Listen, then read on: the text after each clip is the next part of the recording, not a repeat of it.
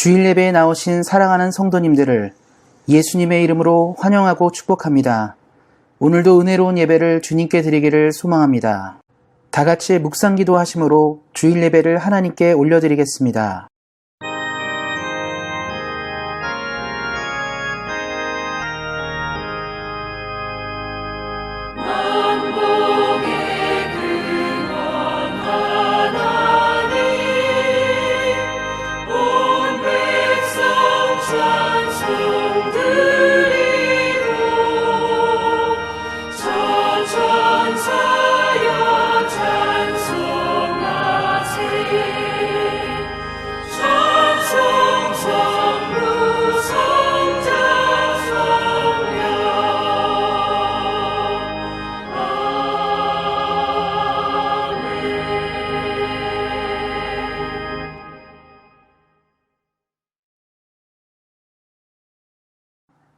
다 같이 사도신경 하심으로 신앙 고백 하나님께 올려드리겠습니다.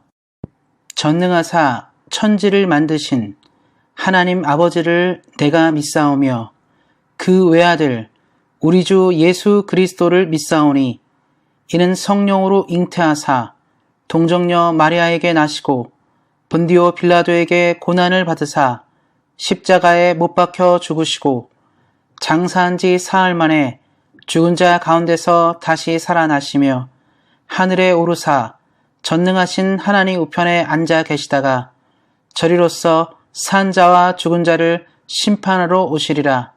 성령을 믿사오며 거룩한 공회와 성도가 서로 교통하는 것과 죄를 사하여 주시는 것과 몸이 다시 사는 것과 영원히 사는 것을 믿사옵나이다. 아멘. 다 같이 성시교독 하시겠습니다.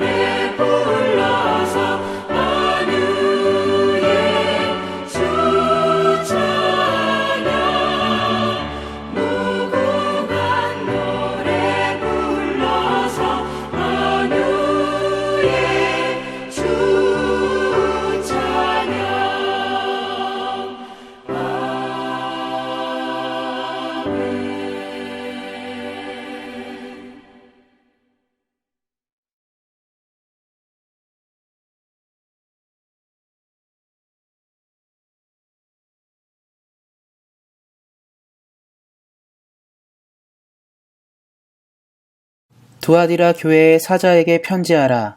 그 눈이 불꽃 같고 그 발이 빛난 주석과 같은 하나님의 아들이 이르시되 내가 네 사업과 사랑과 믿음과 섬김과 인내를 아노니 내 나중 행위가 처음 것보다 많도다. 그러나 내게 책망할 일이 있노라. 자칭 선지자라 하는 여자 이세벨을 내가 용납함이니 그가 내 종들을 가르쳐 꿰어 행음하게 하고 우상의 제물을 먹게 하는도다. 또 내가 그에게 회개할 기회를 주었으되 자기 음행을 회개하고자 하지 아니하는도다. 볼지어다 내가 그를 침상에 던질 터이요 또 그와 더불어 간음하는 자들도 만일 그의 행위를 회개하지 아니하면 큰 환난 가운데 던지고 또 내가 사망으로 그의 자녀를 죽이리니 모든 교회가 나는 사람의 뜻과 마음을 살피는 자인 줄 알지라. 내가 너희 각 사람의 행위대로 갚아주리라. 두아디라에 남아있어 이 교훈을 받지 아니하고 소위 사탄의 깊은 것을 알지 못하는 너희에게 말하노니 다른 짐으로 너희에게 지울 것은 없노라. 다만 너희에게 있는 것을 내가 올 때까지 굳게 잡으라. 이기는 자와 끝까지 내 일을 지키는 그에게 만국을 다스리는 권세를 주리니 그가 철장을 가지고 그들을 다스려 질그릇 깨뜨리는 것과 같이 하리라. 나도 내 아버지께 받은 것이 그러하니라. 내가 또 그에게 새벽별을 주리라. 귀 있는 자는 성령이 교회들에게 하시는 말씀을 들을지어다. 아멘. 기도하고 말씀토록 하겠습니다. 하나님 거룩하신 주의 말씀을 지금 우리가 듣습니다. 들려지는 말씀이 우리 사랑하는 성도님들의 마음밭에 심겨져 30배, 60배, 100배의 결실을 이루게 하시고 하나님의 사람으로 온전하게 살게 하시기를 기도합니다. 지금 이 시간 말씀을 전하는 사람과 듣는 모든 사람들에게 큰 은혜를 내려주실 하나님을 믿으며 우리 주 예수 그리스도의 이름으로 기도하였습니다. 아멘. 오늘은 잘못된 신앙을 허용하지 않는 교회라는 말씀의 제목을 가지고 함께 은혜를 나누고자 합니다. 가끔 뉴스에서 사람들이 산에서 독버섯을 식용버섯으로 오인하여 먹다가 몸이 상하거나 죽음에 이르게 되었다는 소식을 우리는 듣기도 합니다. 대개 우리는 버섯이 몸에 좋고 건강한 음식이라고 생각하기 때문에 야생에서 버섯을 취하기도 합니다. 하지만 한국행정안전부에 따르면 한국에서 자생하는 버섯 종류 1900여 종 중 우리가 먹을 수 있는 버섯은 21%에 해당하는 400여 종이라고 합니다. 그래서 전문가들은 산에서 버섯을 보았을 때 전문가가 아니면 쉽게 그것을 따고 섭취하지 말라고 이야기합니다. 독버섯은 그것을 취하는 사람들에게 치명적일 수 있기 때문입니다. 독버섯이 사람들에게 치명적이듯이 우리들의 영적인 생활에서 그릇된 진리를 받아들이는 것은 우리의 영을 해치고 삶을 무너뜨릴 수 있습니다. 그래서 이단은 영적인 독버섯과 같은 존재들로 우리를 위협하는 그릇된 가르침입니다. 오늘은 말씀을 통하여 이단에 시달렸던 두아디라 교회를 통해 하나님께서 지금 이 시대에 원하시는 교회의 모습을 돌아보고 우리 교회가 나아갈 방향을 살펴보도록 하겠습니다. 말씀을 통해 은혜 얻는 시간 되시기를 예수님의 이름으로 축원드립니다. 말씀에 앞서서 두아디라와 두아디라 교회에 대해서 살펴보도록 하겠습니다. 두아디라는 앞서 언급한 도시들보다 큰 도시는 아니었으며 버가모와 사대를 연결하는 길목에 위치한 도시였습니다. 항구를 보유하진 않았지만 항구로 인해 무역이 활발한 도시들을 연결하는 역할을 하였습니다. 길목에 있는 도시답게 다양한 상업협동조합이 발달하였습니다. 이런 상업조합들은 주기적으로 자신들이 섬기는 신들에게 제사를 드렸습니다. 두아디라는 특별히 염색업과 모직물 거래의 중심 도시였는데 사도행전에 나오는 빌립보 지역의 첫 전도자가 되어 크리스천이 된 여인이 바로 두아디라의 자주장사 루디아였습니다. 이곳에 위치한 두아디라 교회는 19절 말씀에 나온 것처럼 사랑과 섬김이 가득한 교회였습니다. 사도행전에서 바울의 전도로 회심한 루디아가 복음을 받아들인 후에 바울을 섬긴 것을 볼 때 사랑이 많은 교회임을 우리는 알 수가 있습니다. 이렇게 사랑이 많고 섬김이 많았던 두아디라 교회였지만 두아디라 교회는 예수님이 보시기에 몇 가지 문제를 안고 있는 교회였습니다. 지금부터 우리는 두아디라 교회가 가진 문제들을 살펴보도록 하겠습니다. 첫 번째로 두아디라 교회가 잘못된 리더를 허용한 것입니다. 10여 년 전 미국의 라펠 목사는 사랑이 이긴다라는 책으로 교계에 큰 논란을 제공했습니다. 그 이유는 그가 자신의 저서를 통해 하나님이 사랑이시기에 지옥을 부정하는 주장을 내놓았기 때문입니다. 그의 교회 사역의 사임으로 일단락되긴 했지만 당시 10,000명이 넘는 교회를 이끌던 라펠 목사의 충격적인 주장은 당시의 많은 크리스천들에게 큰 혼란을 가져왔습니다. 이 일로 많은 사람들은 좋은 리더의 중요성을 알게 되었습니다. 리더가 왜곡된 진리를 가르치면 따르는 사람들도 넘어질 수 있기 때문입니다. 본문 말씀 20절을 보면 이렇게 말하고 있습니다. 자칭 선지자라 하는 여자 이세벨을 내가 용납함이니 그가 내 종들에게 가르쳐 꾀어 행음하게 하고 우상의 제물을 먹게 하는도다. 두아디라 교회는 잘못된 리더인 이세벨을 받아들였습니다. 그래서 우리는 여기서 이세벨에 대해서 한번 살펴볼 필요가 있습니다. 이세벨은 아합 왕의 아내로서 아스타롯 제사장 엣바알의 딸이었습니다. 열왕기에 따르면 그녀는 이방 민족 시돈 사람으로서 북이스라엘 왕인 아합의 아내가 되었습니다. 하나님께서 이방인과 혼인을 금지하셨는데 아합 왕은 왕임에도 이방 여인 중 그것도 이방 신의 제사장의 딸과 결혼하였습니다. 그로 말미암아 북이스라엘은 바알과 아스타롯 신앙이 만연하게 되었고 결국 이스라엘 민족은 하나님 앞에서 크게 범죄하게 되었습니다. 또한 열왕기상을 보면 이세벨은 신앙을 지키려는 수많은 의로운 선지자들을 죽였습니다. 그 시대에 대표적으로 활동했던 선지자가 우리가 잘 아는 엘리야 선지자입니다. 그러니까 이세벨은 과거 북이스라엘을 우상 숭배와 음란으로 이끈 지도자였으며 이세벨로 말미암아 북이스라엘 전체가 신앙을 잃고 헤매었습니다. 두아디라 교회가 이세벨을 허용했다는 것은 교회 공동체에는 있어서는 안 되는 사람을 지도자로 세웠다는 것을 볼 수 있습니다. 사랑하는 성도 여러분, 세상도 좋은 지도자를 세우는 일이 얼마나 중요한지를 늘 이야기합니다. 사실 이 일은 교회에 더 중요한 문제입니다. 이 땅의 많은 교회 지도자들의 타락과 부패가 교회의 영향력을 점점 잃게 하고 있습니다. 그래서 우리는 늘 교회를 위해서 기도해야 합니다. 하나님의 마음을 알고 진리를 아는 리더가 교회 안에 늘 세워지도록 기도해야 합니다. 우리 사랑하는 성도님들의 일을 기억하시고 교회의 리더들을 위해서 간절히 기도하시기를 예수님의 이름으로 부탁드립니다. 둘째로 두아디라 교회의 문제는 사랑과 섬김이 진리를 아는 것보다 앞섰다는 사실입니다. 요즘과 같은 시대에는 많은 물건들이 다양한 기능을 가지고 만들어집니다. 스마트폰만 해도 전화의 기능을 넘어서서 손안의 컴퓨터라고 할 정도로 다양한 기능을 가지고 있습니다.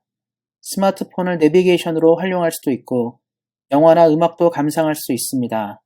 문서 작업도 할 수 있고 건강도 체크할 수 있습니다. 젊은 세대는 게임도 즐기고 스마트폰을 통해서 책도 읽을 수 있습니다. 그런데 우리가 위급한 상황이 발생하고 중요하게 연락을 주고받아야 하는 상황이 있을 때 다양한 기능을 가진 스마트폰이 전화로서의 기능을 상실했다고 생각해 보시기 바랍니다.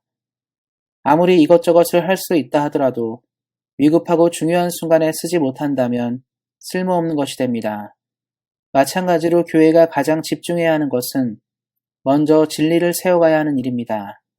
진리를 아는 교회는 교회로서의 부르심을 제대로 감당할 수 있기 때문입니다. 본문 20절 말씀을 보면 이세벨과 같은 리더는 자신을 자칭 선지자라고 하였습니다. 앞서 설명한 것처럼 이세벨은 교회에서 허용해야 하는 사람이 아니지만 진리를 알기에 소홀한 교회는 이세벨의 실체를 보지 못하고 이세벨을 따르는 사람들이 넘쳐나게 되었습니다. 본문 말씀 23절에 나온 그의 자녀는 이세벨의 자녀를 의미합니다. 사랑하는 성도 여러분, 점점 시대가 교회를 다닐 때 재밌고 즐거운 것만을 원합니다. 그래서 누군가 그런 것들을 제공하면 마치 좋은 리더라고 여기기도 합니다. 하지만 꼭 기억하시기 바랍니다. 하나님이 원하는 교회가 되는 첫 번째 출발은 분별할 수 있는 진리를 가지고 있어야 합니다. 우리가 교회에서 말씀을 배우고 훈련하는 이유가 여기에 있습니다. 진리를 위협하는 이단이 가득한 이 시대를 헤쳐나가기 위해서 그래서 우리는 더욱 말씀을 배워야 합니다. 성경은 마지막 시대의 모습을 이렇게 이야기합니다. 아모스 8장 11절 말씀입니다. 주 여호와의 말씀이니라. 보라 나를 이를지라. 내가 기근을 땅에 보내리니 양식이 없어 주림이 아니며 물이 없어 가람이 아니요 여호와의 말씀을 듣지 못한 기갈이라. 말씀이 부족한 시대라고 아모스 선지자는 이야기합니다. 사실 우리 시대는 말씀이 풍성하고 넘쳐나는 듯 보입니다. 그러나 온전한 진리가 전해지는 곳이 많지 않다는 것을 우리는 알고 있습니다. 마치 두아디라 교회처럼 교회는 사랑과 섬김이 많아 온전한 듯 보이지만 말씀이 비어있는 교회가 점점 많아지고 있습니다. 사랑하는 성도 여러분, 우리 온승한 교회는 두아디라 교회와 다르게 온전한 말씀과 바른 진리가 증거되는 교회로 하나님께 쓰임받기를 예수님의 이름으로 축원드립니다. 두아디라 교회의 또 다른 문제는 예수님이 허락한 회개의 기회를 잡지 않았다는 점입니다. 21절 말씀을 보면 또 내가 그에게 회개할 기회를 주었을 때 라고 말하고 있습니다. 말씀처럼 예수님은 이세벨과 같은 지도자들에게도 회개의 기회를 주었습니다. 그러나 그들은 그 기회를 거절하였습니다. 진리에 무지한 그들은 하나님의 사랑도 외면하였습니다. 성경을 읽다 보면 우리는 두 가지 부류의 사람들을 만날 수 있습니다. 한 부류는 죄악을 짓고 하나님께 회개하는 사람들이고 한 부류는 자신 스스로 죄값을 짊어지는 사람들입니다. 전자는 회개함으로 하나님의 은혜를 다시 입는 사람들이고 후자는 하나님이 주신 은혜의 기회를 거절한 사람들입니다. 성경이 우리에게 말하고자 하는 바가 여기에 있습니다. 이 땅에 누구도 하나님 보시기에 올바른 자가 없습니다. 하나님도 이미 그것을 알고 계십니다. 그래서 하나님께서 우리에게 원하시는 것은 참된 회개입니다. 우리가 우리 스스로의 부족함을 알고 주님께 나아가기 시작할 때 하나님은 우리를 품에 안으시고 용서하시는 분이십니다. 그런데 교만한 사람들은 자신의 능력과 힘을 자랑하기에 회개하지 않습니다. 본문의 이세벨처럼 회개를 거절하는 사람들입니다. 우리는 풀과 같이 꽃과 같이 한 철을 사는 식물처럼 매우 연약한 존재들입니다. 우리의 시대가 영원하지 않고 우리의 삶은 매우 작습니다. 그래서 우리는 우리를 지으신 하나님 앞에서 더욱 겸손해야 합니다. 그런데 교만한 사람은 자신의 권력이, 부와 명예가, 생명이 영원할 것으로 착각합니다. 그래서 굽히지 않는 것입니다. 두아디라 교회를 장악한 이세벨과 같은 무리들은 현대로 치면 이단 종교의 교주와 같은 자들입니다. 하나님을 우습게 여기고 진리를 파괴하는 집단들입니다. 그들은 회개할 기회를 붙잡지 않고 오히려 자신들이 영원할 것으로 생각합니다. 사랑하는 성도 여러분, 초대교회부터 시작된 교회사에 수많은 이단들이 일어나고 사라지고 하였습니다. 중요한 것은 어떤 이단 사상도 진정한 교회를 넘어서서 지금까지 오지 못했습니다. 일어나고 사라지기를 반복하였을 뿐입니다.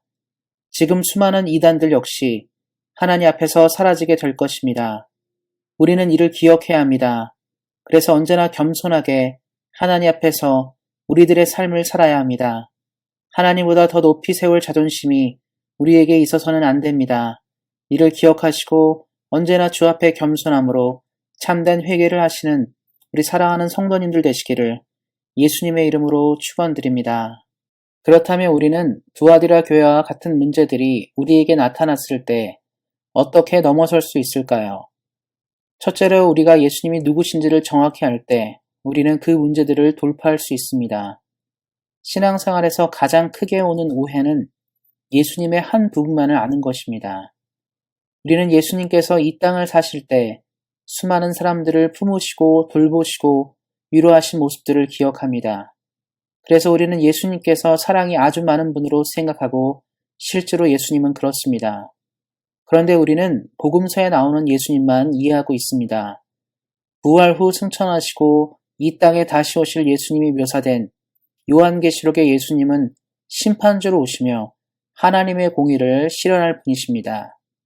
본문 말씀 23절을 보도록 하겠습니다. 모든 교회가 나는 사람의 뜻과 마음을 살피는 자인 줄을 알리라. 내가 너희 각 사람의 행위대로 갚아주리라. 예수님은 두아디라 교회에 보낸 편지 서두에 기록된 것처럼 불꽃과 같은 눈을 가지신 분으로서 그 눈으로 우리의 마음과 생각을 온전히 꿰뚫어 보시고 우리를 우리의 행위대로 심판할 주이십니다. 우리가 신앙생활을 느슨하게 하는 결정적 이유가 예수님의 다른 면을 모르기에 나타나는 것입니다. 우리가 신앙생활하면서 일어나는 모든 일을 예수님이 보고 판단하심을 기억하시기 바랍니다. 우리가 예수님의 참 모습을 알기 시작할 때 우리는 더욱 온전하게 신앙생활을 할 것입니다. 제가 학교 다닐 때 많은 고등학교들이 수업 이전이나 이후에 자율학습을 의무적으로 실시하였었습니다. 하지만 감독하는 교사가 없을 때에는 많은 학생들이 잠을 자거나 친구랑 대화를 하는 등 공부하지 않는 경우가 많았습니다. 그 이유는 지켜보는 자가 없기 때문에 그런 것입니다. 우리가 신앙생활을 하면서 자주 넘어지는 이유가 이와 같습니다. 만일 예수님이 우리를 지켜보시면 우리가 제대로 믿으려 하겠지만 그렇지 못함을 우리가 느끼기에 신앙보다는 세상적으로 많은 선택을 하는 것입니다. 그래서 믿음을 가진 사람은 늘 예수님을 인식하고 살아가고 오늘도 내 안에서 역사하시는 예수님을 바라보는 것입니다. 우리 사랑하는 성도님들이 언제나 예수님과 동행하시면서 주의 뜻대로 사시기를 예수님의 이름으로 축원드립니다. 둘째로 진리를 따르는 사람들과 늘 함께할 때 우리는 우리 안에 발생한 문제들을 돌파할 수 있습니다. 본문 말씀 24절에는 이세벨의 교훈을 따르지 않는 사람들의 이야기가 나옵니다. 이들은 두아디라 교회 안에서 형성된 잘못된 파당인 이세벨파에 속하지 않은 사람들입니다. 믿음 생활의 승패는 올바른 사람들과 함께 있어야 합니다. 그럴 때 우리는 성장하게 되고 하나님의 은혜를 충분히 누릴 수 있습니다. 과거 조선이 망하고 일제시대가 되면서 수많은 조선 청년들은 혼란을 겪었습니다. 하루아침에 조국을 잃고 살아나갈 앞날에 대한 염려가 많았습니다. 그때 서양의 여러 사상들이 이들의 마음에 찾아왔습니다.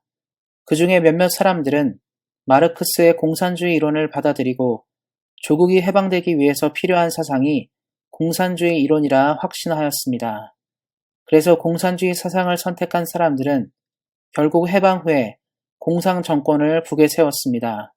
그러나 잘못된 통치 이념을 선택한 북쪽 당은 한민족 최대 비극인 6.25 전쟁을 일으켰고 민족을 두 갈래로 나누었으며 그릇된 지도자를 선택한 대가로 대한민국과 비교되지 못할 정도로 북한은 세계에서 최빈국이 되었습니다.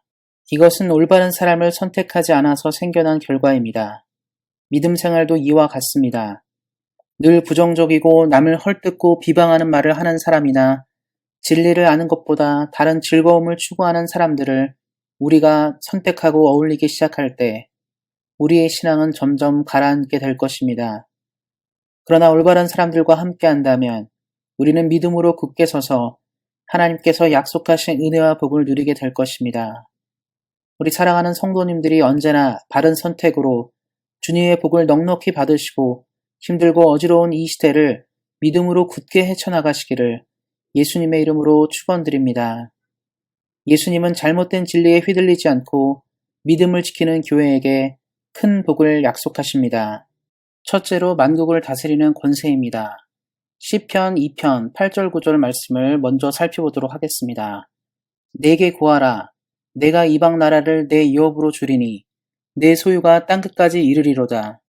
내가 철장으로 그들을 깨뜨리며 질그릇같이 부수리라 하시도다. 진리를 향해 삶을 살아가는 사람은 세상의 권세를 부술 힘을 갖습니다.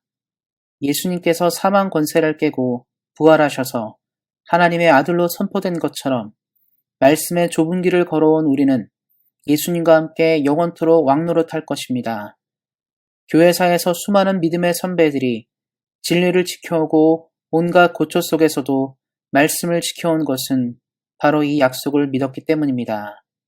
마라톤을 달리는 선수들은 42.195km를 달릴 때 100m당 평균 17초 18초의 속도로 2시간을 달린다고 합니다.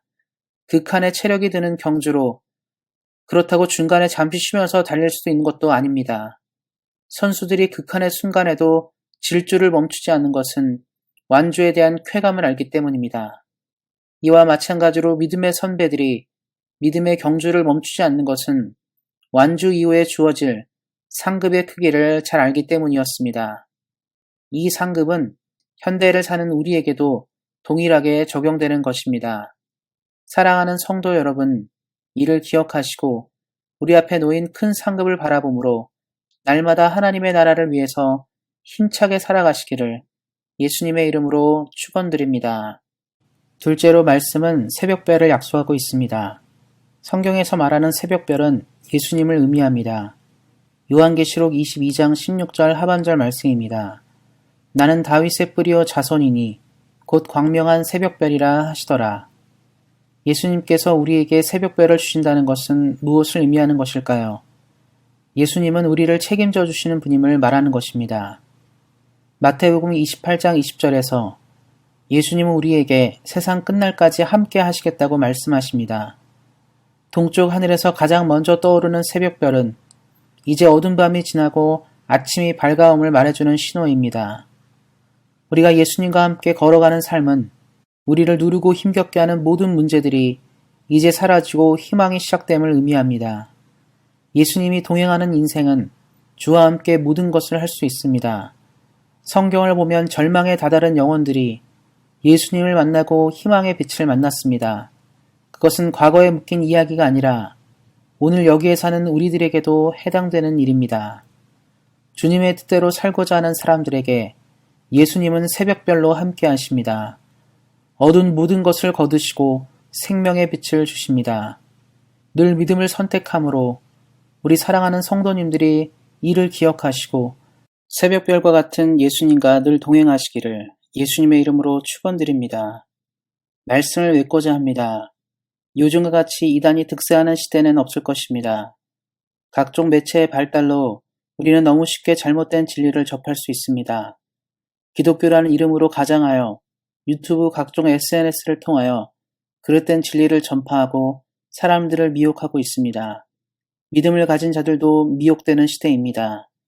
그래서 교회는 마땅히 진리를 바로 서도록 날마다 애써야 합니다. 성경이 말하는 진리를 전하고 성경이 말하는 가르침대로 살려고 애써야 합니다. 두아디라 교회는 사랑과 섬김은 누구보다 뛰어난 교회였지만 교회가 먼저 해야 할 일을 집중하지 않으므로 이세벨과 같은 자들에게 휘둘리는 교회가 되었습니다. 우리 온상한 교회와 사랑하는 성도님들은 이를 기억하시고 교회가 마땅히 해야 하는 진리를 아는데 최선을 다하며 성경이 약속하는 은총과 은혜를 영원히 누리시기를 예수님의 이름으로 축원드립니다. 기도하겠습니다. 날마다 말씀을 통하여 은혜를 주시는 하나님 아버지에 감사를 드립니다. 우리 사랑하는 성도님들이 언제나 주님을 알고 말씀을 아는데 최선을 다하여 하나님의 나라를 든든히 지켜가도록 함께 하시기를 기도합니다. 주님을 사랑하는 우리 성도님들에게 큰 복과 은혜를 내려주실 하나님을 믿으며 우리를 구원하신 우리 주 예수 그리스도의 이름으로 기도하였습니다. 아멘.